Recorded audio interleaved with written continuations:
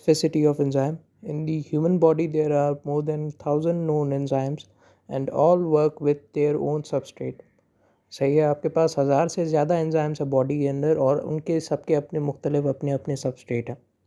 As earlier we have discussed, enzymes are specific in nature.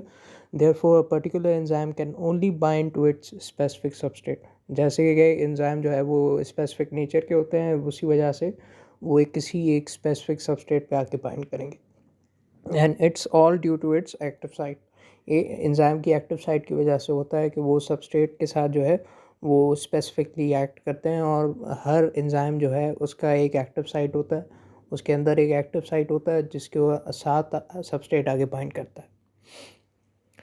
Active site of enzyme possesses some geometric shape, and as the enzymes are made up of proteins and proteins contain different type of amino acids which carry different charges nature like acidic, basic, hydrophilic.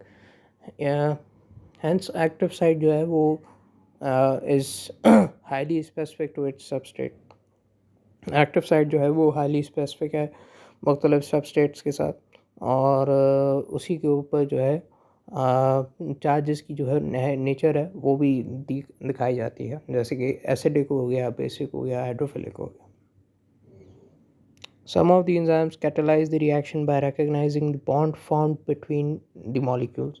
अच्छा, कुछ enzymes के अंदर जब catalyse करने के जब बारी आती है, मतलब इस एंजाइम जब स्पीड अप करते हैं रिएक्शन को, तो जो बॉन्ड उनके दरमियान बन रहा होता है उसको रिकग्नाइज, मतलब उसको जो है पहचान के वो तब आगे बढ़ रहे होते हैं कि ये बॉन्ड कौन सा बना रहा है.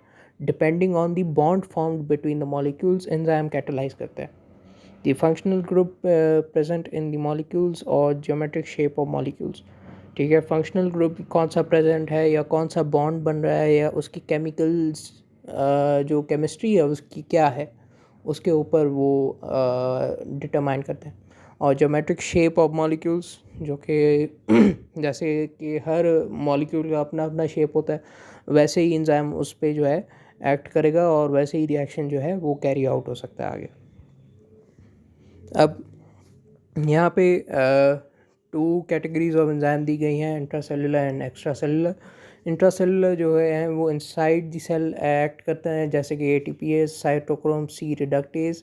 एंड एक्स्ट्रा सेलुलर एंजाइम जो है वो पेप्सिन और लैपेज, जो इसका एग्जांपल है, वो आउटसाइड द सेल. मतलब एक्स्ट्रा सेलुलर, एक्स्ट्रा का मतलब होता है कि बाहर जो काम कर रही हैं, और इंट्रा का मतलब होता है इनसाइड. तो ये आपको ये आप सकते हैं एग्जांपल जो है वो आपके एमसीक्यू के अंदर आ सकते हैं. For example, protease are enzymes which catalyze the protein on only, and lipase acts on lipids only. It means the enzymes are bond specific, so lipase can act as can act an ester bond in lipids and fat substances. मतलब enzyme जो है वो bond specific होते हैं, तो वो lipase ester bond बनाएगा, और ये लिपिड और फैट के अंदर ही पॉसिबल है. तो ये सारी बात हो रही थी. और उसके बाद आपके पास यही समरी में कुल मिला के आपके पास इसका शॉर्ट में ही दिया हुआ होगा. So that was our enzymes chapter. उम्मीद है आपको अच्छा लगा होगा. Please like, share and subscribe.